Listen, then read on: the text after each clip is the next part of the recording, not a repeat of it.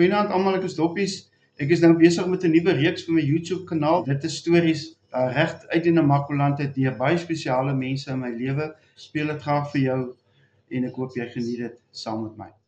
En ek het nou die week so 'n bietjie gedink en toe nogals ook gedink oor die dansery aan my ma se kant, my ouma en oupa wat daar op ons plaas gebly, en my ouma was vreeslik vas aan die kerk.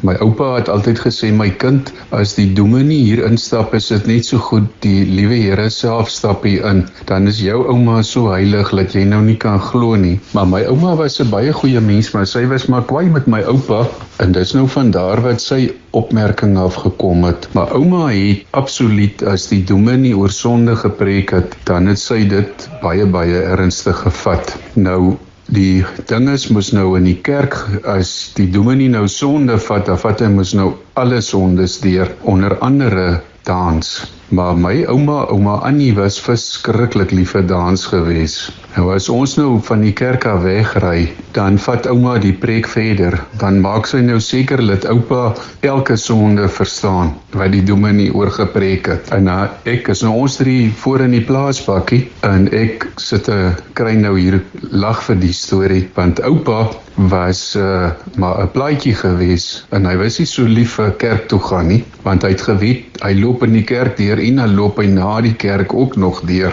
En dan as ouma nou so klaar vir oupa gepreek het oor al die sondes, dan sê ek, ouma, maar hier's nou een sonde wat ouma vergeet het. Ja, my kind, wat is dit nou? As ek my ouma dan nou nie oor dans gepraat het.